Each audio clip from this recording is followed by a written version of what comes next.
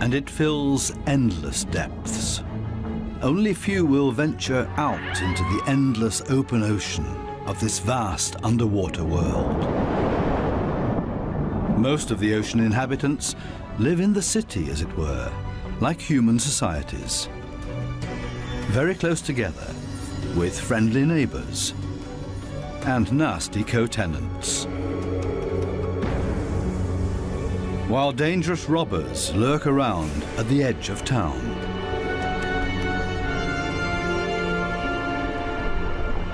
To assert yourself here, you have to be equipped with all kinds of tricks and clever strategies, or lie and cheat.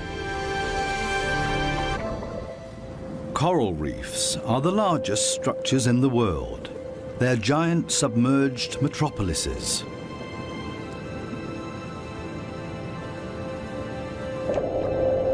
Millions of different inhabitants live in these cities, a universe with coral palaces and soaring towers.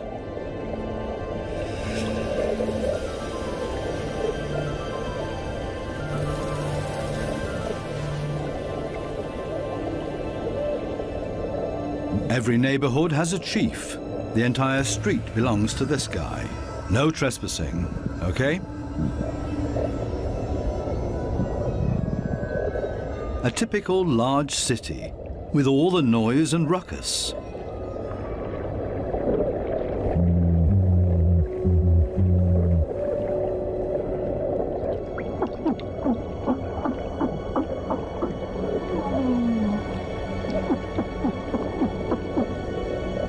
Even this little porcupine fish bleats around. It creates this sound with its swim bladder.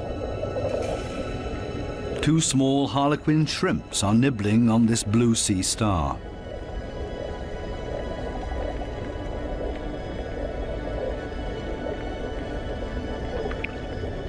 If someone else shows up, he will catch hell.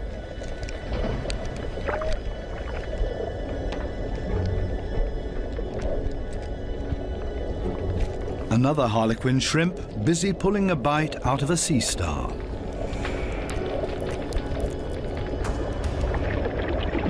Moray eels in disagreement.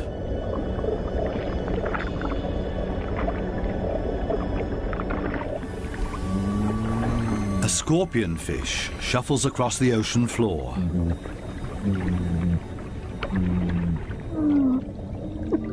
Everything and everybody makes a lot of noise. A boxer crab threatens everybody that comes by, holding two poisonous anemones in its claws.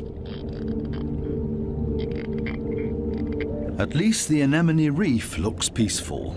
Or does it? The clownfishes are having a huge squabble. Who does this anemone belong to? We can hardly see this fish, but he's easy to hear, a crocodile fish. Does this giant puffer fish hear something?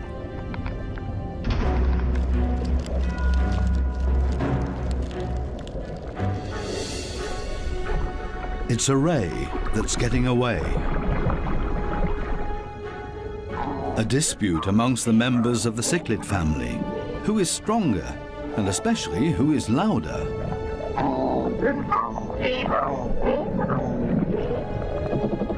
Two Walkman fish are noisily trying to woo a female.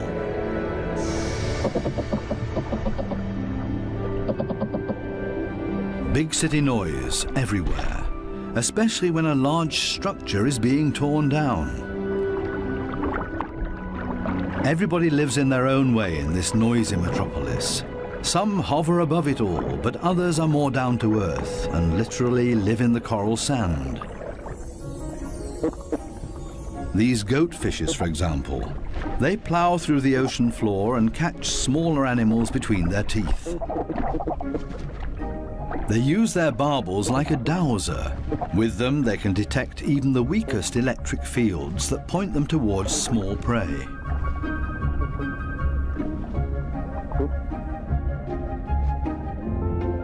These gobies also dredge through the sand and feed on what they find in there. There's another way of finding prey in the sand. This blue-spotted stingray uses its wings like shovels, and there's always a chance of stealing something. While one works, others just stand by and feed on what's left over, maybe a piece of crab or a mussel. You have to be very familiar with this area to find the best morsels.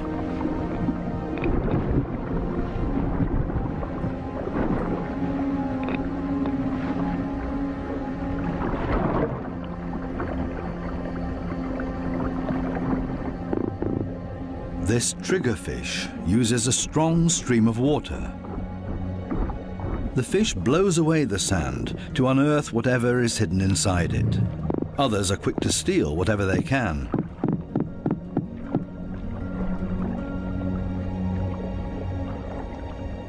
The triggerfish is a commanding fish, and most reef inhabitants are easily intimidated by him, except for these strange visitors that don't seem to show fear. In any case, it's best to cover them up with sand.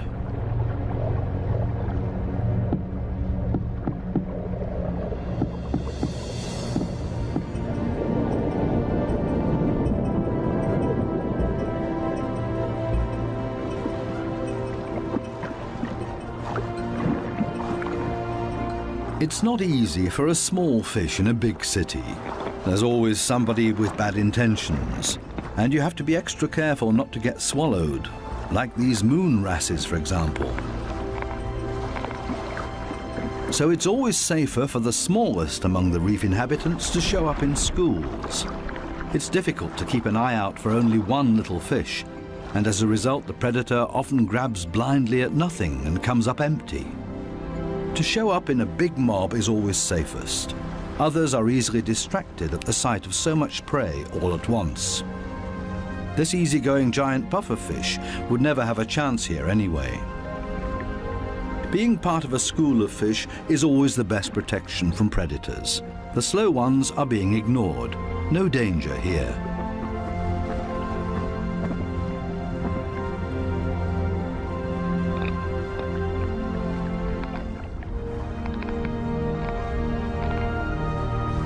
The school distributes the danger.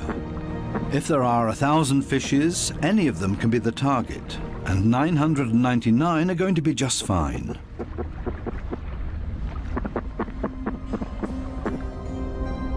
But what about loners, or those that live as a couple?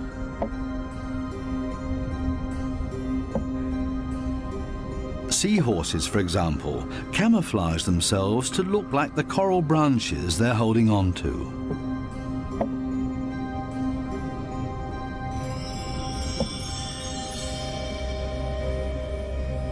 Even more difficult to see, where is the animal here?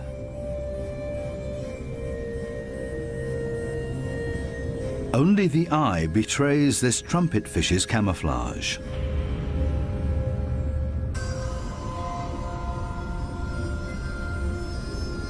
They do everything to not look like themselves, ornate ghost pipe fishes. They're inseparable, a couple. The female is already carrying eggs in her extended belly.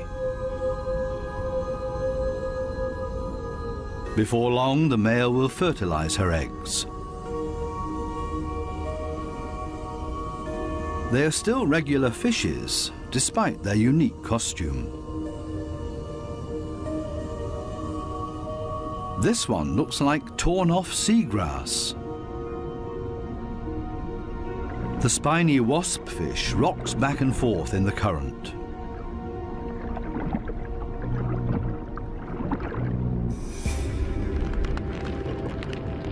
Not a monster, but ingenious camouflage. A spider crab that's decorated its head with a sponge. This will deter any predator.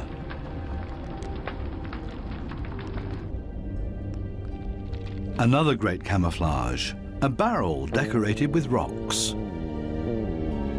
Only the movement of the gills betrays this stonefish.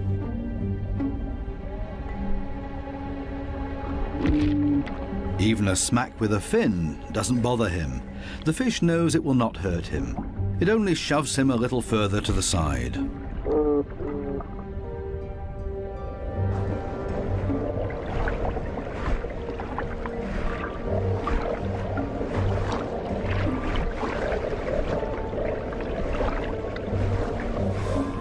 Similarly tough are its cousins, the scorpion fishes. They lie there as if dead, especially when others around them freak out. And even when moray eels fight with lionfishes for food.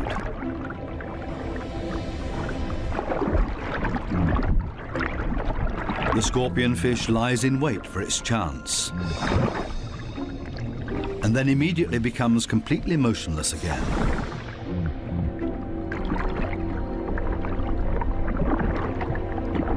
The only difference is that it raises its dorsal fins with the poisonous barbs inside, is completely still but now also armed. This large anglerfish virtually blends into the background tangle of algae and leaves. Right now, the anglerfish is on high alert. It ejects a large cloud in order to throw off predators. It's not the time to feed or catch anything. Its angling rod is lying flat on the fish's back. The white tip at the end of the rod is used to lure prey. The anglerfish feels threatened by something. Finally, it gives up its camouflage and moves further over, using its fins to float. As soon as the fish retracts the fins, it sinks to the ocean floor. Anglerfishes come in all kinds of shapes and sizes. Their trick is ingenious, using the angling rod as a lure. And every curious little fish becomes dinner. Many animals, including ocean inhabitants, communicate with a mixture of sounds and behavior. Everybody has to look out for their own survival in this metropolis of ocean inhabitants. But it seems maybe not quite everybody does it by themselves. The partner goby has come to an agreement with two pistol shrimps. The goby keeps an eye on things while the shrimps keep maintaining their hole. Larger rocks at the entrance are ideal for securing it.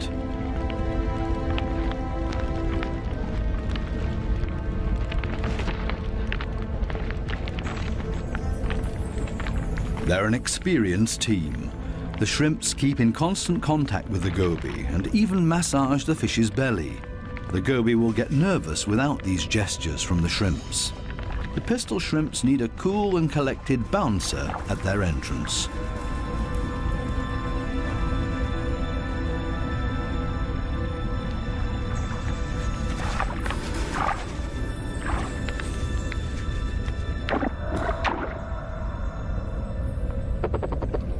Teamwork. This is where the anemones settle with their poisonous tentacles. Whoever gets caught by those will pay for it dearly or lose their life.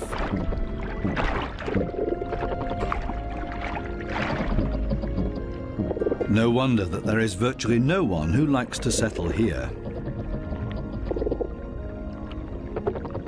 The little clownfishes are the only ones that know how to deal with these tentacles. They cover themselves with the slime of the anemone's tentacles and are protected from the poison. The clowns are safe in here and in return will protect their anemone as well as they can. This seems like a sensible deal. But on occasion, the anemone will pull the tentacles inside its column-shaped body, which means the clownfish's home is gone. When this happens, they panic and look for another anemone that they can hide in for the time being. Unfortunately, this one is already occupied, and the next one as well, and this means having to fight its current owner. There's much to lose for the clowns. Without the anemone, they can't procreate. The clownfishes attach their eggs to the bottom of the column-shaped foot of their anemone, hidden behind the poisonous tentacles.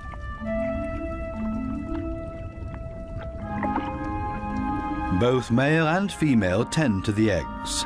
They fan fresh water on them. The eyes of the babies are already clearly visible. The clowns are very protective of their eggs.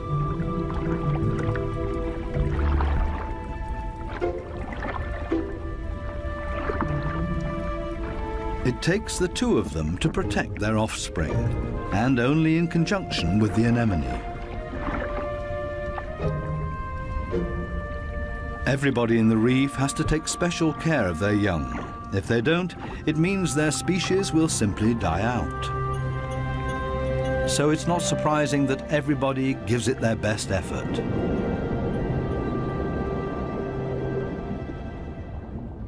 This triggerfish has hidden its offspring in a small hollow in the sandy ocean floor. And this means having to constantly protect this open egg site. On occasion, they blow and fan the eggs, but mostly they keep an eye out for predators. This means grave danger. One of the sea urchins is wandering straight towards the nest. The eggs have to be protected at all cost, but how? The triggerfish seems to consider the alternatives.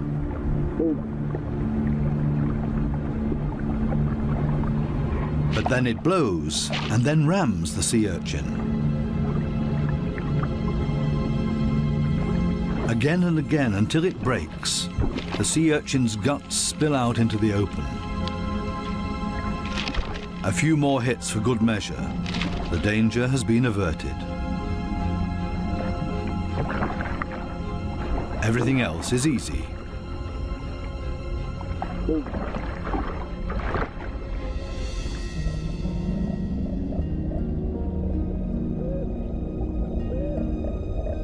Two little damselfishes cling to a coral branch, a pretty and obviously inseparable pair.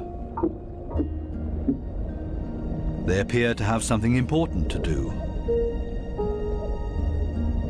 And there it is. The female has been laying eggs and glued them to a coral branch. Over and over again, both of them sweep past the eggs to keep them clean. Two very busy parents in the middle of town. Not far from them, the same kind of damselfish, but this one is feeding on the eggs, not tending to them. This damselfish's priorities have changed. Its partner is gone, and it's impossible to bring the eggs through by itself, so it feeds on its own eggs to at least recycle the nutrients.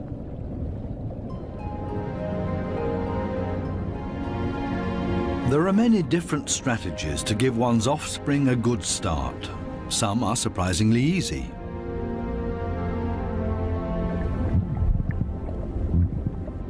The mass mating of the black sea breams.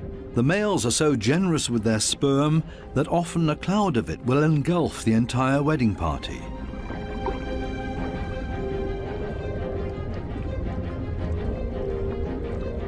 Countless couples and constantly in motion. A predator would have a hard time to find its bearings in this schooling behavior.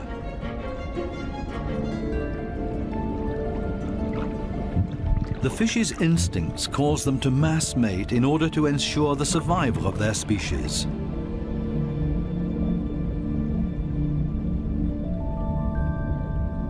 Cardinal fishes have their own clever means of child protection.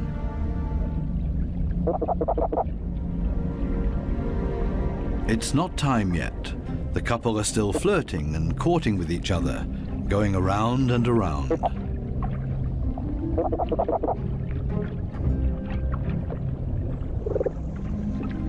We'll leave them to it and take a detour to a couple not quite as gentle with each other. Monkfishes live in groups, and their nests are very close to one another.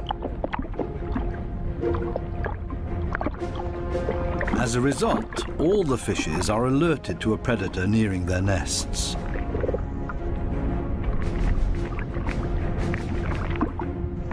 Hermit crabs love to feast on the eggs of the monkfishes, so the protective parents are all getting nervous.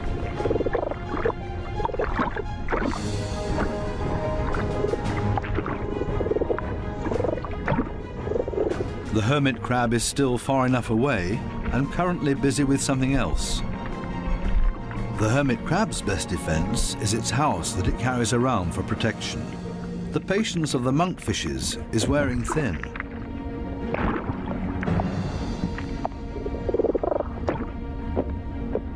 Now everyone attacks in order to bowl the crab away from their nests.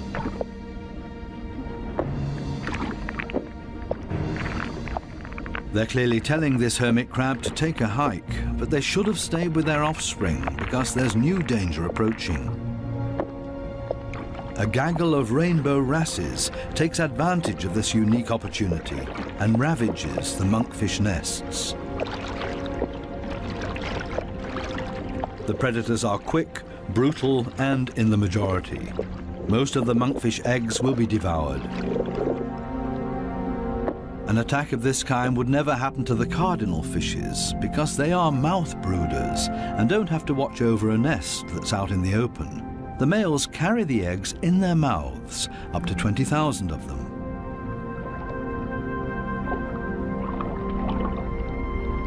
A mobile nursery.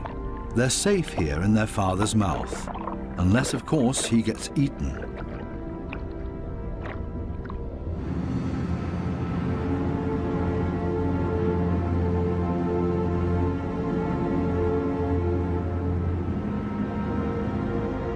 During the night, when it's dark, the danger is greatest. These underwater cities have a very active nightlife with special attractions. Basket starfishes come out and sit in the current. It's a night-active type of brittle star. With their arms full of tiny little hooks, they filter plankton out of the water to feed.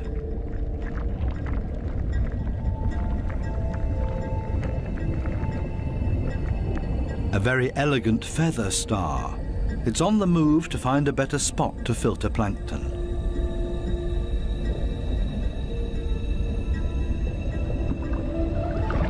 This Spanish dancer is even more graceful and elegant than the brittle stars.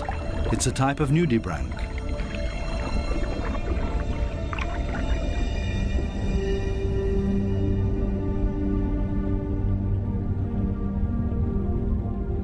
The giant pufferfish is relaxed and spends the night dozing off on the sandy bottom.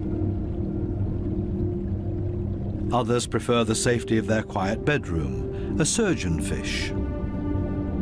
Everybody settles in for the night as comfortably as possible. The parrotfish tucks itself away in its mucus cocoon for protection against predators. Everybody's sleeping arrangements are different. The poor triggerfish has to stand guard by its nest all night long. There's no time to rest.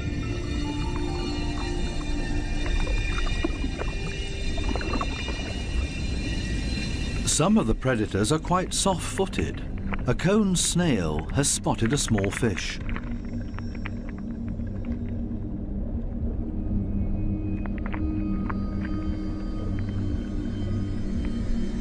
The snail is fast, and the prey disappears in the blink of an eye.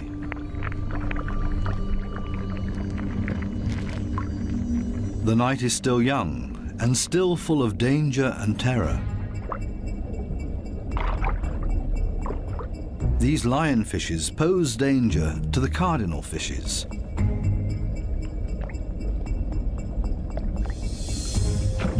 Lionfishes suck in their prey.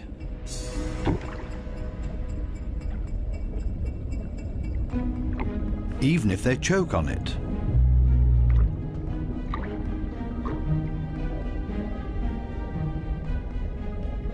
They're hanging around waiting for their chance.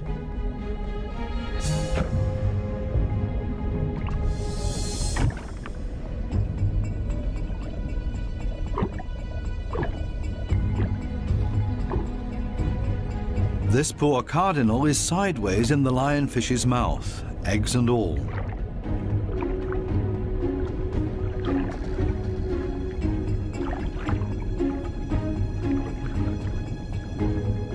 Lionfishes aren't the most elegant predators, with all their attachments and frayed fins.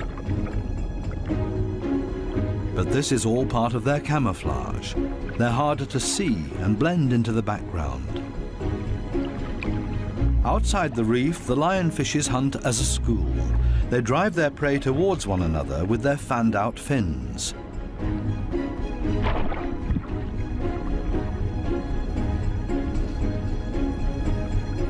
They prefer to attack from above, cornering their prey. This is not a different location, just different light. These special blue lights totally change the appearance of the reef.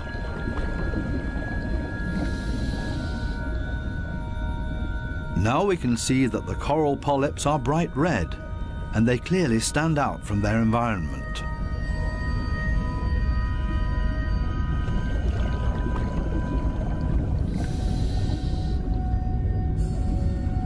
A new and fascinating perspective on the communication of many ocean inhabitants. And suddenly an eruption of sorts.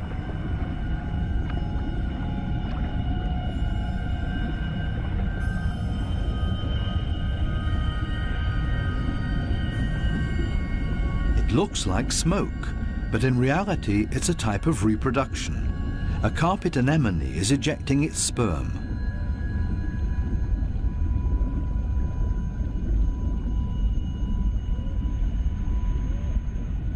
In the blue light, it looks like a dramatic eruption.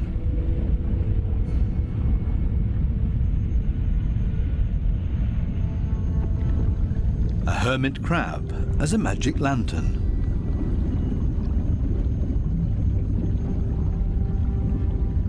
The blue light brings out these colors.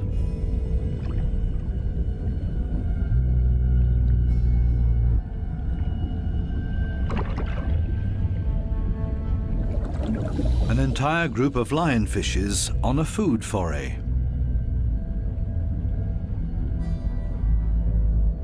The animals don't seem to know any fear. It seems that they're well aware of the poison they carry in their back spines. They even use the light of our dive torches to their advantage. There's no nightly rest to be had here.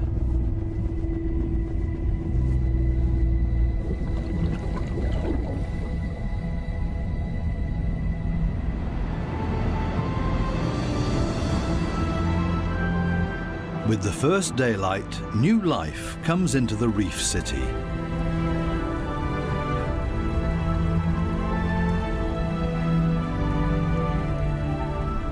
They all seem to start going again, ponderously with armored fins.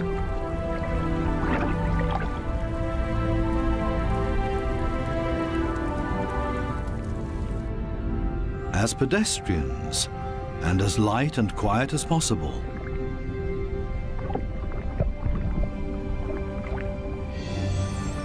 Mother and daughter, elegant and synchronous. Some have to hustle along on 10 legs. This spider crab runs straight into a brittle star gathering. A giant smash-up in the early morning. Wildly flopping around, everybody tries to get away.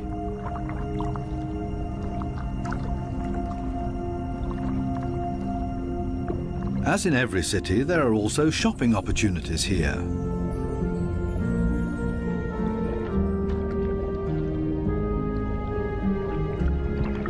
This moray eel knows her shops well. She rushes to her favorite store every morning. The same with this blue-spotted ray. But they haven't opened yet. It leans on one fin as if to say, it's waiting.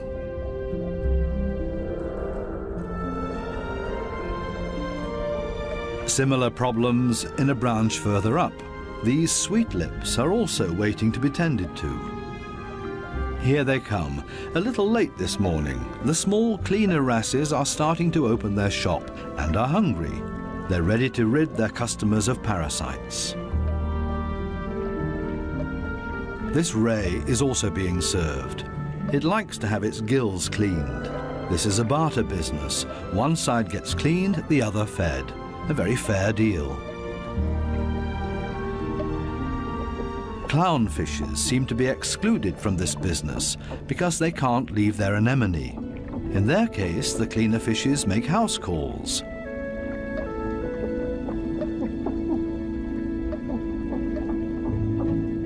This snake eel is also otherwise engaged, and the cleaner shrimps are also making house calls for him. Finally, it's the moray's turn. It has a lot of nutritious freeloaders on its skin and in its gills.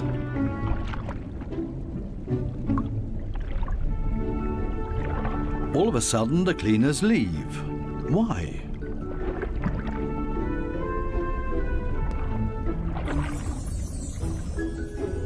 This Titan triggerfish is no better off.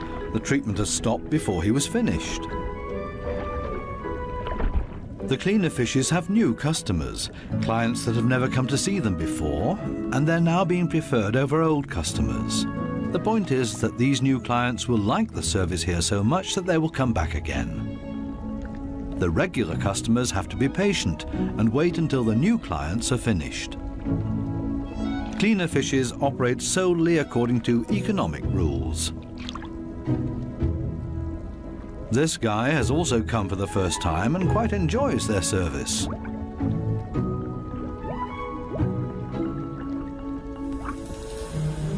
Sometimes it's too much of a good thing, though.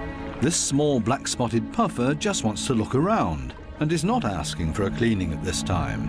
It swims away quickly and clearly annoyed. It's time to go back to the regular customers before they get impatient and leave for good.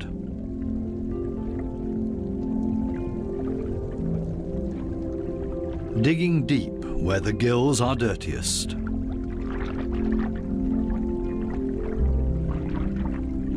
One last time through the mouth, and it's as good as new, and the teeth squeaky clean. Now this male moray can start looking for a suitable female. She is clearly not interested in male visitors. This next dugout also does not look encouraging.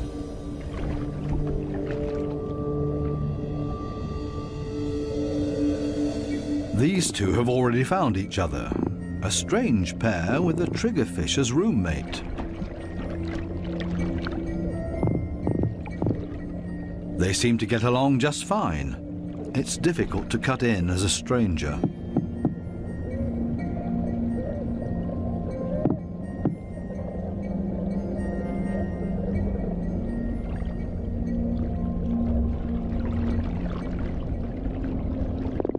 It would also be well advised to stay away from this giant triggerfish.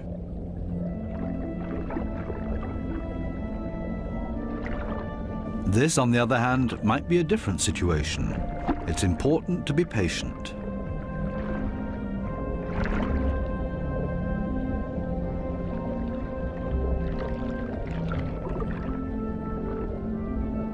This female moray does not seem to be too reluctant. She's showing her teeth, which is not a sign of aggression, quite the opposite. She finally agrees to a date.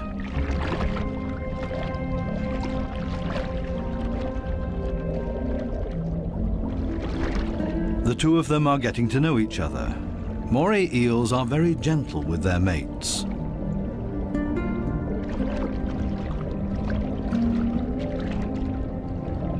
And they're good for another surprise, as partners of a phenomenal hunting party.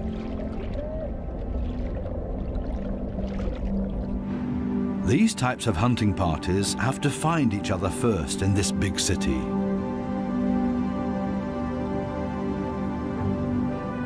The right place for the moray and her partner. The morays cooperate with the groupers. It's not so far-fetched. The grouper hunts in the open and the moray inside the reef. The moray is able to get in between cracks and crevices that the grouper can't get to. Together, they're a strong team.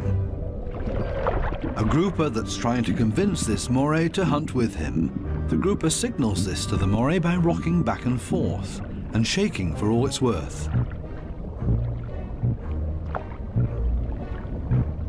All for nothing. This moray doesn't understand and stays in its cave.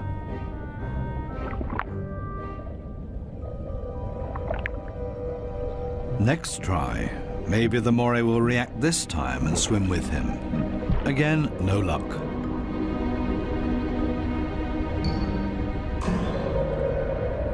Finally, this moray seems to understand the grouper and is hungry. The grouper tilts its head and the moray accepts his invitation. Together they swim through the reef. The moray prefers to swim between the dark alleyways, and the grouper decides it's safer to stay on the main streets around the reef.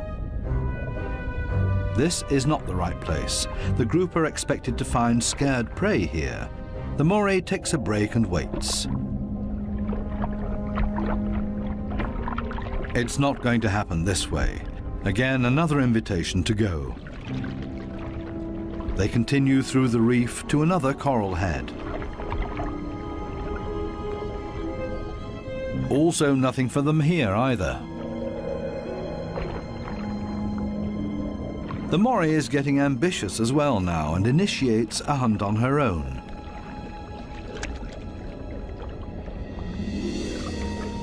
She might be better at finding hunting spots. They're successful in this next coral head, and then everything happens very quickly. The fishes are panicked, and both hunters are able to profit from that.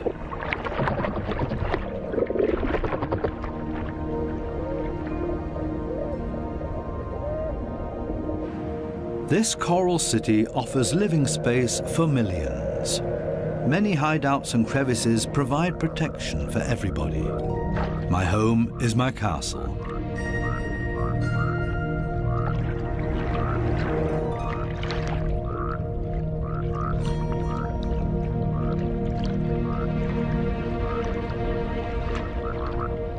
While some escape between sharp corals, others curl up in a ball.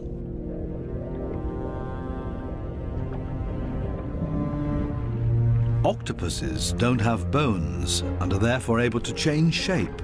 Their homes are usually very tight and space-saving.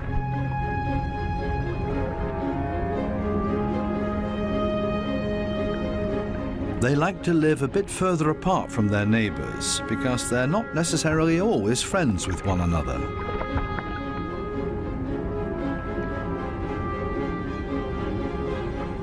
It might be best to put up a wall of stones between them. The ocean offers many hideouts, which is synonymous with survival for many ocean inhabitants.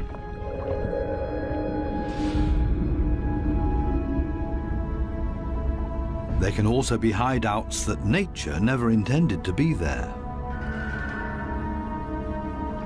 Such as this giant wreck, 240 feet deep.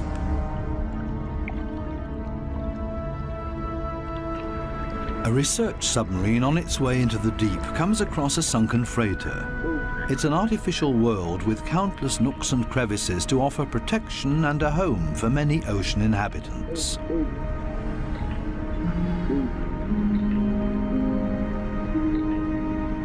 The wreck has long been overgrown with all kinds of sea life. The side of the hull has become a living wall made of corals and sponges.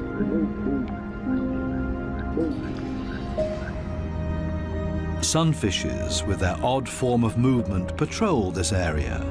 They're looking for jellyfish.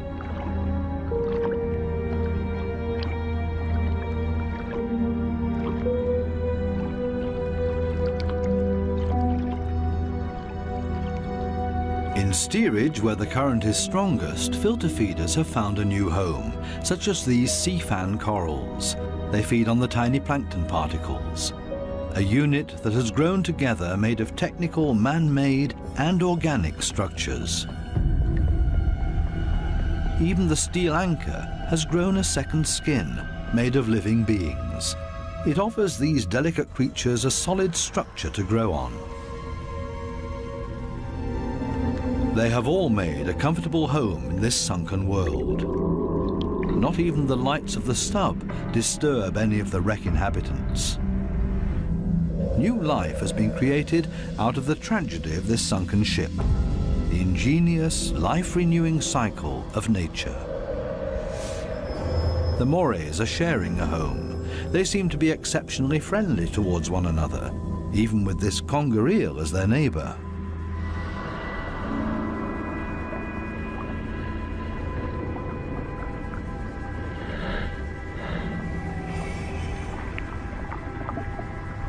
Even the octopus remains unharmed by the Morays.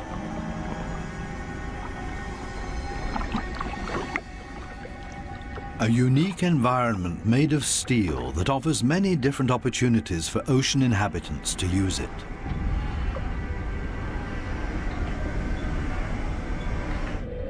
Even this fishing net offers a conger eel a place to hide. The original destination of the sub is located a bit deeper, a picturesque underwater city full of ancient amphora architecture. An antique merchant vessel sank here. Only the clay containers, once filled with Greek wine, are still visible. Now they offer homes and protection to many ocean inhabitants. Similar to the reef, hiding places are essential for staying alive down here. The amphorae have a very special shape. They taper towards the bottom, so they could be stored sitting upright in a layer of sand in the hull of the ship. The amphorae and their precious contents were safe during transport. Spiny lobsters welcome these types of caves. Conger eels also feel safe in this mess of amphorae and shards of clay, as if it was made for them and their slender, long bodies.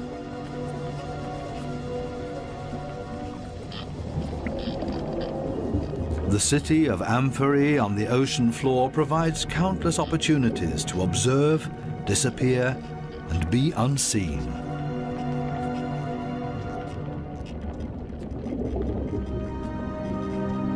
Maybe that's why this city seems to be very calm and orderly, even when the conger eel swims above everybody's abode. Nobody panics because they only have to withdraw slowly into their homes and are safe. The same goes for this forkbeard.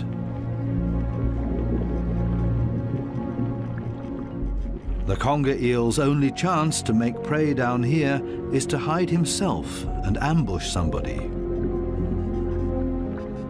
The sunfishes also don't have much luck feeding here, for the same reasons as the conger eel. On the other side of the globe, the Spencer Gulf in southern Australia. Every year, hundreds of giant cuttlefishes meet up to mate. The rocky seabed offers great holes and caves to hide the eggs.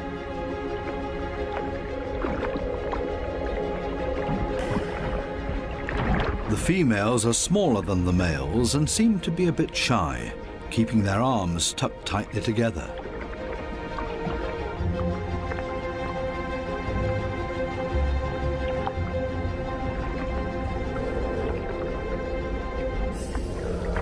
The males, on the other hand, present every bit of themselves openly to impress the females, but also other males that are potential rivals.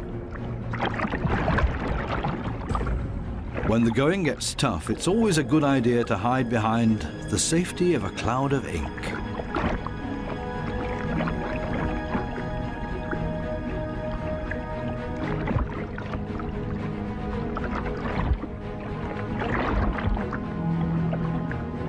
Without much success, escape in reverse.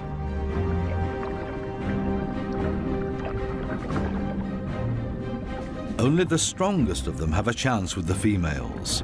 He's a winner and courts his female by changing his color to interesting stripes. She has agreed to mate with him, and they hug tightly. He deposits his sperm package into her mantle opening.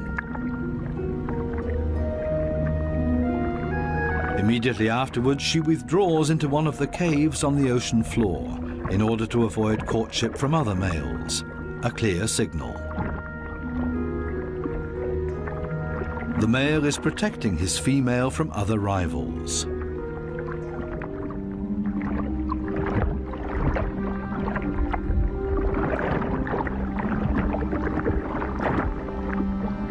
But there's always the unexpected.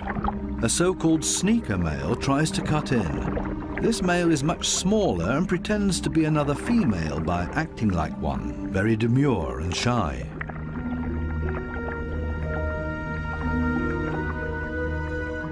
All seems to be fine in the den. He's busy chasing away other rivals from this new supposed female. Especially now that there are two females under his protection. It can't hurt.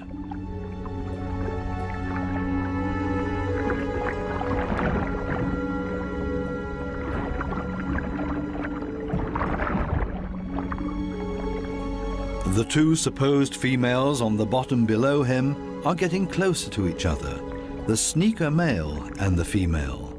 They mate in secret, under the protection of the strong male. As soon as the sneaker male is found out, it gets dangerous for him, but he has achieved what he came for and mated with this female. The beatings are nothing compared to the glory of his success. Intelligent strategies and tricks are essential for survival underwater and part of everyday life. A final dive into the magical world of sharks. This spot on a sandbank close to the Bahama Islands has great attraction for these lemon sharks. They come here by the hundreds, and nobody exactly knows why.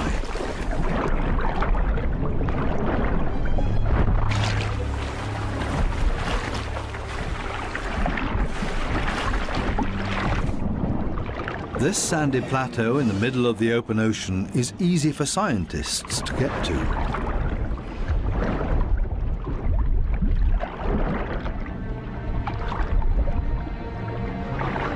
This experiment will show how sharks react to their own reflection.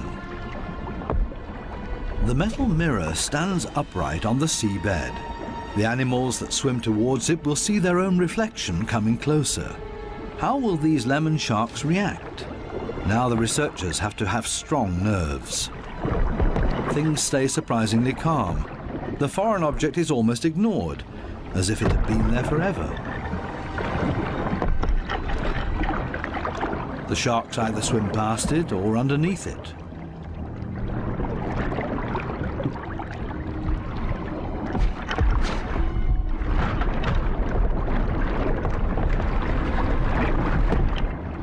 The scientists expected a bit more, and soon the sharks lose all interest in the mirror.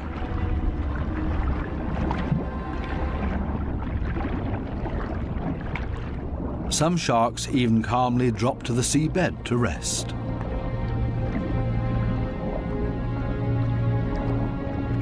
The only ones alarmed by this behavior are the remoras that like to keep moving.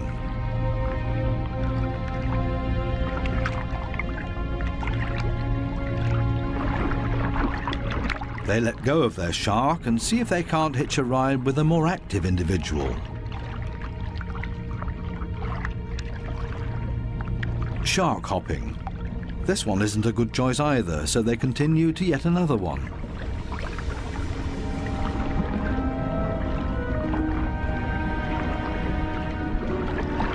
All of a sudden, something happens to the mirror, and the peaceful afternoon on the sandbank changes quickly into the complete opposite. The rope that the mirror is attached to loosens and the mirror falls over.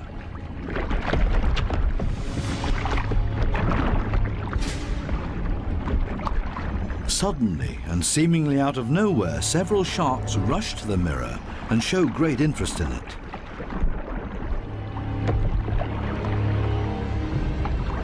They smell and touch it, and they get more and more excited.